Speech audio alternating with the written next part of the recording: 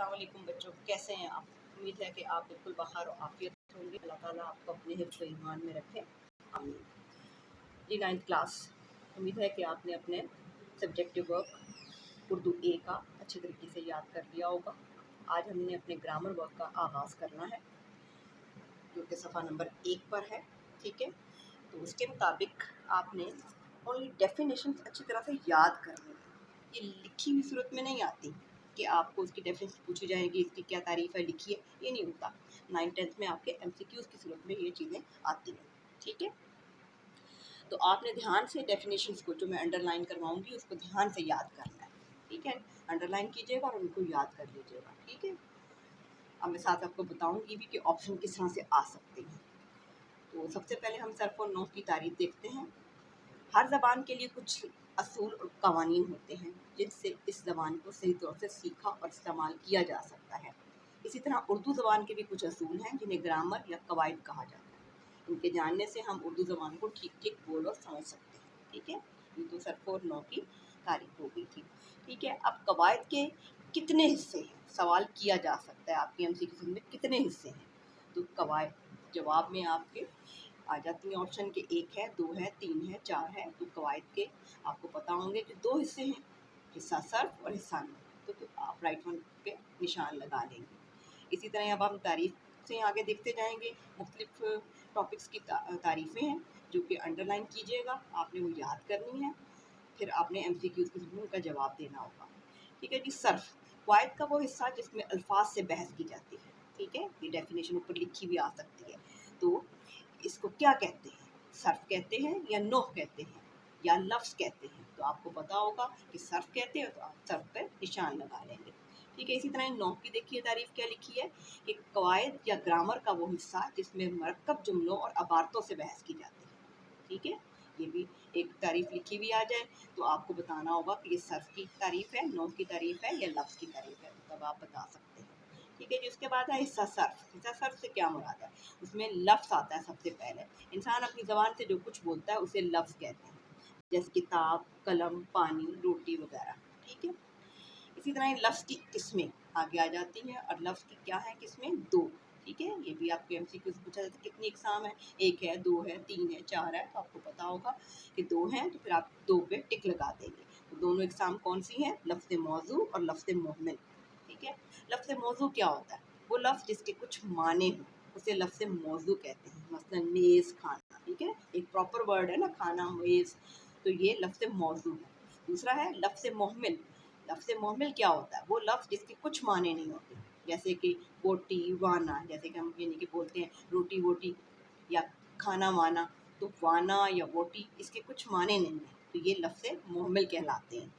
ठीक है, उसके बाद लफ्ज़ मौजू की किस्में कितनी हैं। ठीक है, वो भी 2 ही हैं। ठीक है, कलमा और कलाम। कलमा क्या होता है, कलमा अकेले बामाने लफ्ज़ को कलमा कहते हैं, जैसे मस्जिद, घर, आया, जाया, ये। ठीक है, घर एक मुकम्मल वर्ड है।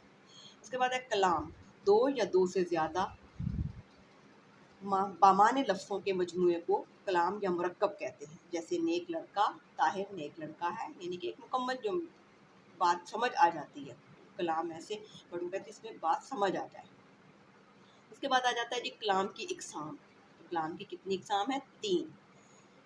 इस्म, फेल, हर्फ। बच्चों ये बचपन से आप पढ़ते आ रहे हैं, ठीक है, इसलिए इनको समझना कोई मुश्किल नहीं है।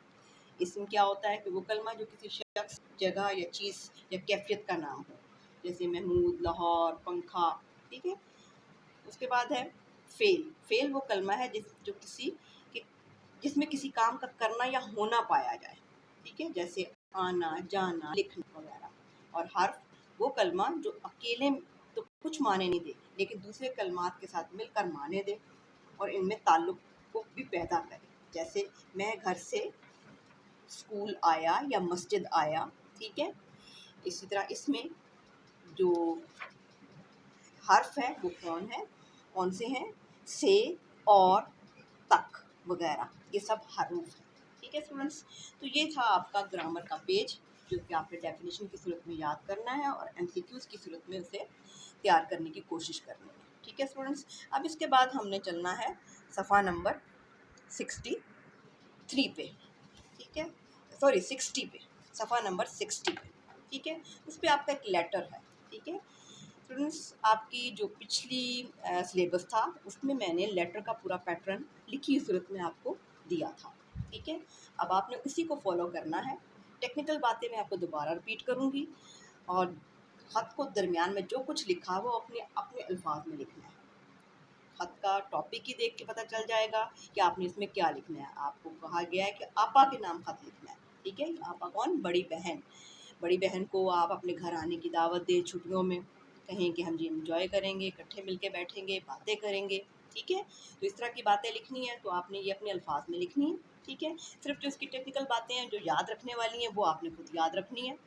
इसके मुताबिक क्या है कि ख़त का जब आगाज़ किया जाता है तो उसके राइट हैंड साइड पर जहाँ पर मकाम रवानगी यानी कि ख़त कहाँ से रवाना किया गया उसको जगह को मेंशन करना होता है। तो बताया गया था आपको कि जगह में आपने अपने शहर का नाम नहीं लिखना, ठीक है।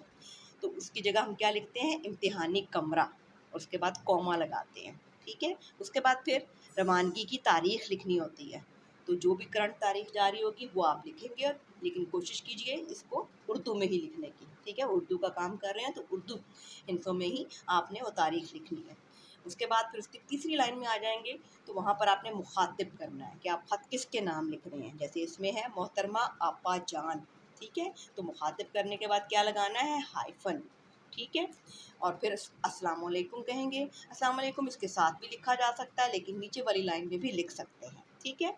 उसके बाद फिर आपने अपने ख़त को 2-3 पैराग्राफ में मुकम्मल करना है, ठीक है। जब मुकम्मल हो जाए ख़त आपका तो उसका आखिर में आपने जिसके जो इनके जो बंदा ख़त लिख रहा है उसने अपना नाम तहरीर करना होता है। जैसे कि आप भाई हैं या बहन है तो आप लिखेंगे आपका भाई अलिफ बे जीम, ठीक है। यहाँ पर भी आपने अपना नाम मेंशन नहीं करना।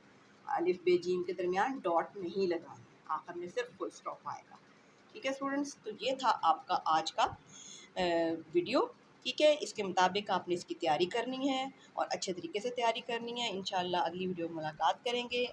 खुदा हाफिज़।